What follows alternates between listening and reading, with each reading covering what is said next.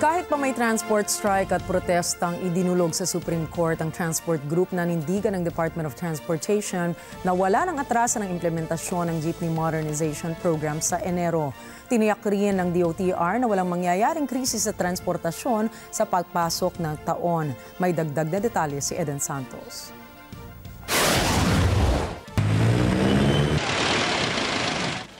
Tuloy na ang full rollout ng Public Utility Vehicle Modernization Program sa January 1, 2024. Yan ang tiniyak ng Department of Transportation pagkatapos ng December 31, 2023 deadline. Ayon kay Jesus Ferdinand Ortega, Chairman ng DOTR Office of Transportation Cooperatives, handa na ang DOTR sa pagpapatupad ng programa. Tuloy-tuloy rin yung meeting namin with LTFRB to prepare, prepara tayo para dun sa darating na January, once ma-implement na nga yung, hindi yung consolidated ay hindi kasama.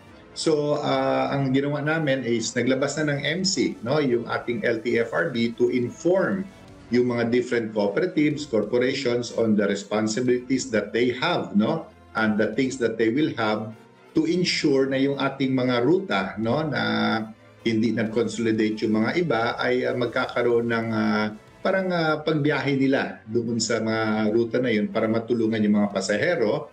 And also, meron na tayong close coordination as always sa DILG through Secretary Abalos, sa mga LGUs, especially dito sa Metro Manila, NCR, sa MMDA, PNP, pati na rin yun sa mga transport cooperatives and corporations na magtutulungan kaming lahat to ensure na starting January 1, magkakaroon tayo ng maayos na transition, which is very important. Transition ang pinaka-importanting tutukan natin para maayos ang pamamasada at saka yung pagsasakay ng ating mga pasahero. Halos nasa 70% na ang nakapag-consolidate ng mga jeepney. We already reached 70%. This was 2 weeks ago. 70% was 2 weeks ago. Yun yung numero na prinisinta natin sa ating Pangulo. Ang target natin kasi dyan, base sa studies, mga 65%, that is already enough. But we reach already 70%. At tuloy-tuloy pa po yan, ha? Tuloy-tuloy pa po yung pumunta sa amin. So definitely, we will go beyond 70%. Ang point lang po dito, yung sa Metro Manila, sa NCR. At the moment po ata, it is almost 30% ang nag-consolidate. Pero kung titingnan po natin yung nag-consolidate in terms of routes, it is almost 50% na po, mga 44%. So ang mangyayari po dito is magko-concentrate po tayo dito sa Metro Manila or NCR para po matulungan yung mga areas of concern tungkol sa consolidation. But definitely, when you look at it as a whole, we already achieved the target and in fact, above the target po, 70% plus na po by today. Kabilang sa mga ito ang Aguila Transport na may rutang Tandang Sora City Hall sa Quezon City. Ano po kami, 57 ang nag-consolidate. Core po kami kasi merong kooperatiba, yung sa amin naman corporation. Gusto lang nila may jeep pa rin. Kasi siyempre malang pamasahe pagka modernization na, aircon na yun. Gusto sa jeep nga, namamahala na nga ng 13. Kaya sana tuloy-tuloy pa rin ang biyahe namin para makatulong din sa mga pasahero. Pero kahit isa na silang korporasyon, problemado pa rin ang mga tsuper. 2.7 ang isa? Ang isa. So pag nag 20% ang down payment, halos kulang kalahating milyon. Hindi na nga kami makapagpagawa ng mga sira ng jeep kasi nga ang hirap nga ng biyahe din. Gawa ng meron pang libreng sakay si Mayora. Piktado kami.